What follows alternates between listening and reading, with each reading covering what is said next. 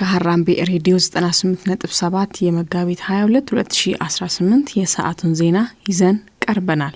ልንነግራችሁ ካሰናዳንላችሁ ዜናዎች መካከል ዋናዎቹን እናስቀድም።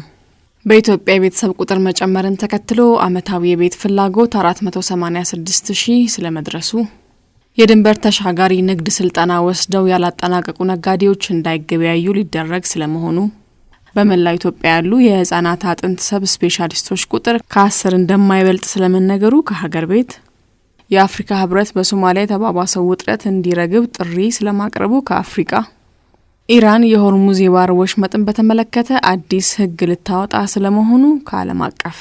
አድማጮች እነዚህንና ሌሎች ከሀገር ቤት ከአህጉርና ከዓለም አቀፍ የተውጣጡ ዜናዎችን የሀገር ቤቱን በማስቀደም ትንሳኤ አበበ አስደምጣችኋለሁ። በኢትዮጵያ የቤተሰብ ቁጥር መጨመርን ተከትሎ አመታዊ የቤት ፍላጎት 486,000 መድረሱ ተነገረ። በኢትዮጵያ የከተሞች ነዋሪ ቁጥርና የቤተሰብ መመስረት በከፍተኛ ሁኔታ መጨመሩን ተከትሎ በየአመቱ የ486,000 አዳዲስ ቤቶች ፍላጎት ቢኖርም አቅርቦቱ ግን ከግማሽ በታች መሆኑ ተመላከተ። የሀገሪቱን የኢንቨስትመንት ዘርፍ አጠቃላይ መረጃዎችን ያካተተው ሰነድ እንደሚያሳየው በየአመቱ የሚመሰረተው አዲስ የቤተሰብ ቁጥር እየጨመረ መምጣትና በየአመቱ 5% የሚመዘገበው የከተማ ህዝብ እድገት ለቤት ፍላጎት መጨመር ዋና ምክንያቶች ናቸው። ይሁን እንጂ መንግስት እያቀረበ ያለው የቤቶች ቁጥር 186,000 ብቻ መሆኑ ፍላጎቱን በግማሽ እንኳን ማዳረስ እንዳልተቻለ ተገልጿል። ይህንን ሰፊ ክፍተት ለመሙላት የመንግስት አቅም ብቻ በቂ ባለመሆኑ የፖሊሲ ማሻሻያ በማድረግና የመሬት አቅርቦትን በማመቻቸት የግል ሀብቱ በሰፊው እንዲሳተፍ ጥሪ ቀርቧል። በተለይም በከተሞች ያለውን የቤት እጥረት ለመቅረፍ የተቀናጀ የቤት ልማት ፕሮግራም አስፈላጊነት አጽንኦት ተሰጥቶበታል።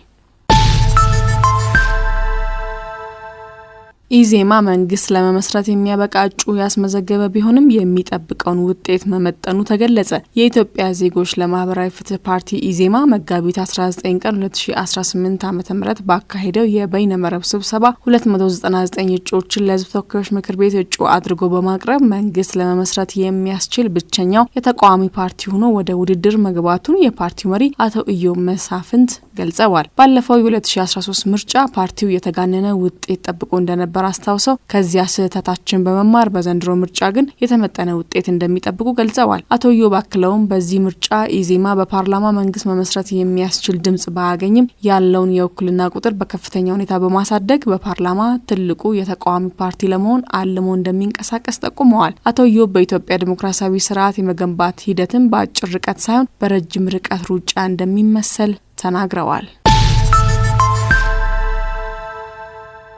የድንበር ተሻጋሪ ንግድ ስልጠና ወስደው ያላጠናቀቁ ነጋዴዎች እንዳይገበያዩ ሊደረግ መሆኑ ተገለጸ። በኢትዮጵያ የድንበር ተሻጋሪ ንግድ ስልጠና ወስደው ያላጠናቀቁና የብቃት ማረጋገጫ ሰርተፊኬት ያላገኙ ነጋዴዎች በጥቃቅንና አነስተኛ የጠረፍ ንግድ ላይ እንዳይሰማሩ ሊደረግ መሆኑን የንግድና ቀጠናዊ ትስስር ሚኒስቴር አስታወቀ። ሚኒስቴሩ ይህንን ያስታወቀው የድንበር ተሻጋሪ ንግድን ለማሳለጥ የሚያስችል አዲስ የስልጠና ማንዋል መጋቢት 16 ቀን 2018 ዓ.ም በአዲስ አበባ ይፋ ባደረገበት ወቅት ነው። በሚኒስቴሩ የንግድ ትስስርና የውጭ ንግድ ፕሮሞሽን ዘርፍ አማካሪ አቶ ጸጋው በለጠ እንደገለጹት በጠረፍ አካባቢዎች ዕቃ የማስገባትና የማስወጣት ልምድ ያላቸው ዜጎች የድንበር ተሻጋሪ ንግድን በስርዓት ለመምራት የተዘጋጀውን ስልጠና መውሰድ ይኖርባቸዋል። ስልጠናውን ወስደው ያላጠናቀቁ ነጋዴዎች በንግድ ስራው እንዳይሰማሩ የሚደረገው የድንበር ንግዱን ይበልጥ ህጋዊና ቀጠናዊ ትስስርን የሚያጠናክር ለማድረግ ታስቦ መሆኑ ተገልጿል። ዘገባው የሪፖርተር ነው። በመላው ኢትዮጵያ ያሉ የህፃናት አጥንት ሰብ ስፔሻሊስቶች ቁጥር ከ10 የማይበልጥ መሆኑ ተነገረ። በኢትዮጵያ የጀርባ አጥንት ክፍተት ያለባቸውን ህፃናት ተከታትለው የሚያክሙ የህፃናት አጥንት ሰብ ስፔሻሊስቶች ቁጥር ከ10 እንደማይበልጥ በዚሁ ጉዳይ በተዘጋጀ መድረክ ላይ ተጠቁሟል። የህፃናት አጥንት ሰብ ስፔሻሊስት ዶክተር ብርሃኑ አያና ከሐራምቤ ሬዲዮ ጋር ባደረጉት ቆይታ ምንም እንኳ በየአመቱ በሺዎች የሚቆጠሩ ህፃናት ከችግሩ ጋር ቢወለዱም በዘርፉ ያሉ ባለሙያዎች ቁጥር ግን እጅግ አነስተኛ መሆኑን አስረድተዋል። በተመሳሳይ የነርቭ ቀዶ ጥገና ባለሙያዎች ቁጥርም ከህዝቡ ቁጥር ጋር ሲነጻጸር እጅግ አነስተኛ መሆኑ ተገልጿል። እንደ ዶክተር ኢየሩሳሌም በርገኔ ገለጻ በመላ ሀገሪቱ ያሉት የነርቭ ስፔሻሊስቶች 134 ብቻ ሲሆኑ ከነዚህም ውስጥ ሴቶቹ 7 ብቻ ናቸው። ይህ የባለሙያና የታካሚ አለመመጣጠን ህጻናቱ በጊዜው ሕክምና እንዳያገኙና ለአካል ጉዳተኝነት እንዲጋለጡ ዋነኛ ምክንያት መሆኑ በመድረኩ ላይ ተመላክቷል። በኢትዮጵያ በየአመቱ ከ44,000 ህጻናት በላይ ከአፈጣጠር ጋር በሚመጣ የጀርባ አጥንት ክፍተት ችግር እንደሚወለዱ በዚሁ መድረክ ላይ ተገልጿል። በኢትዮጵያ 52 ከፍተኛ የትምህርት ተቋማት እንዲዘጉ ተወሰነ።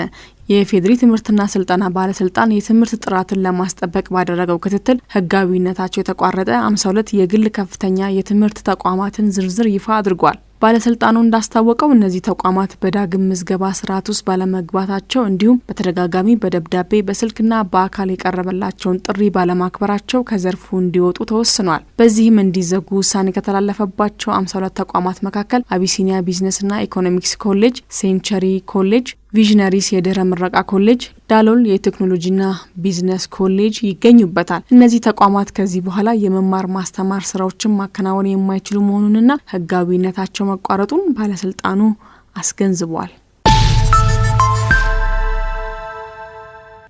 የአፍሪካ ህብረት በሶማሊያ የተባባሰው ውጥረት እንዲረግብ ጥሪ ያቀረበ። የአፍሪካ ህብረት ኮሚሽን ሊቀመንበር መሐሙድ አሊ የሱፍ በሶማሊያ ደቡብ ምዕራብ ክልል እያደገ የመጣውን ውጥረት ተከትሎ የሶማሊያ ባለድርሻ አካላት ውይይት እንዲያደርጉ ጥሪ አቅርበዋል። ሊቀመንበሩ በክልሉ ያሉትን ክስተቶች በቅርበት እየተከታተሉ መሆኑን ገልጸው እያደገ የመጣው ውጥረት በሀገሪቱ መረጋጋት፣ ደህንነት፣ አንድነትና ሰብአዊ ሁኔታ ላይ ሊያሳድር በሚችለው ተጽዕኖ ላይ ያላቸውን ስጋት አጋርተዋል። ብሔራዊ የምክክር ምክር ቤት አካታች ውይይት ለማድረግና መግባባት ላይ ለመድረስ እንደ ቁልፍ መድረክ ያለውን ጠቀሜታ አጽንኦት የሰጡት ሊቀመንበሩ ሁሉም ወገኖች ልዩነታቸውን በሰላማዊ መንገድ ለመፍታት መድረኩን ገንቢ በሆነ መንገድ እንዲጠቀሙበት አሳስበዋል። በሶማሊያ የፌዴራል መንግስትና የደቡብ ምዕራብ ግዛት መካከል ውጥረት ማየሉን ተከትሎ በተመሳሳይ በሶማሊያ የተባበሩት መንግስታት የሽግግር ድጋፍ ልዑክ በደቡብ ምዕራብ ክልላዊ መንግስት ውስጥ ያሉትን ክስተቶች በቅርበት እየተከታተለ መሆኑን ገልጸው እያደገ በመጣው ውጥረት ላይ ያለውን ከፍተኛ ስጋት ገልጸዋል። በዩጋንዳ ፓስተሮች የቴዎሎጂ ዲግሪ መስፈርት እንዲያወጡ ታዘዙ። ሐሰተኛ ፓስተሮች እንደሚታሰሩም ትዕዛዝ ተላልፏል። የዩጋንዳ መከላከያ ኃይል አዛዥና የዩጋንዳ አርበኞች ሊግ ሊቀመንበር የሆኑት ሙሆዚ ከይኔሩጋባ በኤክስ ገጻቸው ባስተላለፉት መልእክት እንዲህ ያሉ ፓስተሮች እግዚአብሔርን በማዋረድ ወንጀል ይከሰሳሉ ሲሉ አስጠንቅቀዋል። ይህ ሀሳብ ጎረቤት ሀገር ሩዋንዳ በፈረንጆቹ 2018 ፓስተሮች የቴዎሎጂ ዲግሪ እንዲኖራቸው በማስገደድ የሃይማኖት አመራርን ሙያዊ ለማድረግና ምዕመናንን ከብዝበዛ ለመከላከል ካደረገችው ማሻሻያ ጋር ተመሳሳይነት እንዳለውም ተመላክቷል። መስፈርቱን ያላሟሉ በሺዎች የሚቆጠሩ አብያተ ክርስቲያናትም መዘጋታቸው የሚታወስ ነው። ኢራን የሆርሙዝ የባህር ወሽመጥን በተመለከተ አዲስ ህግ ልታወጣ ነው። የኢራኑ የፓርላማ አባል አላዲን ቦሩጀርዲ ወሳኙን የሆርሙዝ የባህር ወሽመጥን በተመለከተ የተዘጋጀውን አዲስ ህግ በተሻለ ፍጥነት ይጸድቃል አሉ። በታቀደው አዲስ አሰራር መሰረት ያለ ኢራን ፍቃድ ምንም አይነት ጭነት በሆርሙዝ በኩል እንዲያልፍ እንደማይፈቀድ ቦሩጀርዲ ተናግረዋል። ኢራን በባህረ ሰላጤው ላይ አዲስ የጉዞ ክፍያ ለመጀመር እንደምትፈልግም አክለዋል። ደህንነትን መጠበቅና ለሚያልፉ መርከቦች አገልግሎት መስጠት ወጪዎችን የሚጠይቅ በመሆኑ በወሽመጡ በኩል የትራንስፖርት ክፍያ ለመሰብሰብ የሚያስችል ማዕቀፍ መዘርጋት አለብን ብለዋል። ኢራን ከኒውክሌር ጦር መሳሪያዎች መስፋፋት ጋር በተያያዘ ከፈረመችው ስምምነት የምትወጣበት ጊዜው ደርሷል ሲሉም ተናግረዋል። እስራኤልና አሜሪካ በኢራን የኒውክሌር መሳሪያዎች ላይ የፈጸሙት ጥቃትን ተከትሎ በስምምነቱ ውስጥ መቆየት ተገቢነቱ እንዳልታያት አስረድተዋል። ዜናዎቹ አብቅተዋል። ከመሰናበታችን በፊት የነገርናችሁን ዜና ርዕሶች እናስታውሳችሁ። በኢትዮጵያ የቤተሰብ ቁጥር መጨመርን ተከትሎ ዓመታዊ የቤት ፍላጎት 486 ሺህ ስለመድረሱ፣ የድንበር ተሻጋሪ ንግድ ስልጠና ወስደው ያላጠናቀቁ ነጋዴዎች እንዳይገበያዩ ሊደረግ ስለመሆኑ፣ በመላው ኢትዮጵያ ያሉ የህፃናት አጥንት ሰብ ስፔሻሊስቶች ቁጥር ከ10 እንደማይበልጥ ስለመነገሩ ከሀገር ቤት፣ የአፍሪካ ህብረት በሶማሊያ የተባባሰው ውጥረት እንዲረግብ ጥሪ ስለማቅረቡ ከአፍሪካ፣ ኢራን የሆርሙዝ የባህር ወሽመጥን በተመለከተ አዲስ ህግ ልታወጣ ስለመሆኑ ከዓለም አቀፍ። አድማጮቻችን ለሰዓቱ ያዝናቸው ዜናዎች እነዚህን ይመስሉ ነበረ። ከዜናዎቹ ጋር ትንሳኤ አበበ ነበርኩ። ከቀሪ የአራምቤ ሬዲዮ ዝግጅቶች ጋር መልካም ጊዜ ይሆንላችሁ።